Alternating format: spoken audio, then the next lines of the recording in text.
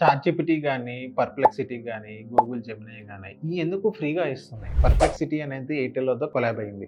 And next Jio అనేది జెమినీతో collab అయింది.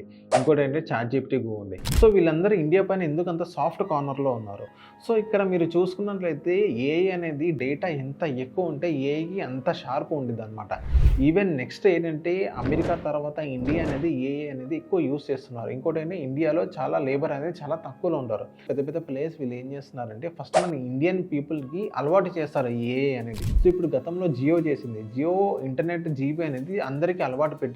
గతంలో కనుక మనం చూసుకున్నట్లయితే 1 జీబీ డేటాని 1 మంత్ యూజ్ చేసేటోళ్ళు. ఈరోజు 1 జీబీ డేటా ఒక్క రోజు కూడా సరిగ్గా రాని పరిస్థితి.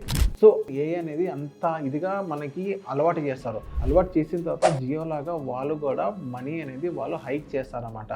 At the end of the day కనుక మనం చూసుకున్నట్లయితే జెమినీతో జియో అనేది దూరంగా జరిగిద్ది. లేకపోతే వాళ్ళతో కొలాబ్ అయినా కానీ జియో ప్లాన్ ఎవరైతే తీసుకున్నారో జెమినీ అండ్ జియో 2 కొలాబ్ అయిన తర్వాత ఏఐ కూడా కొంచెం ప్రీమియం అనేది కొంచెం తక్కువలో పడిద్ది. అలా వాళ్ళు ప్లాన్స్ అనేది వాళ్ళు రిలీజ్ చేస్తారు.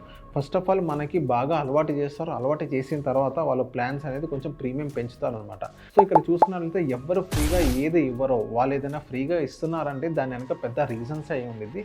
అండ్ మీరు ఏ ఏఐ ప్లాట్ఫామ్ యూస్ చేస్తున్నారో కింద కమెంట్ చేయండి.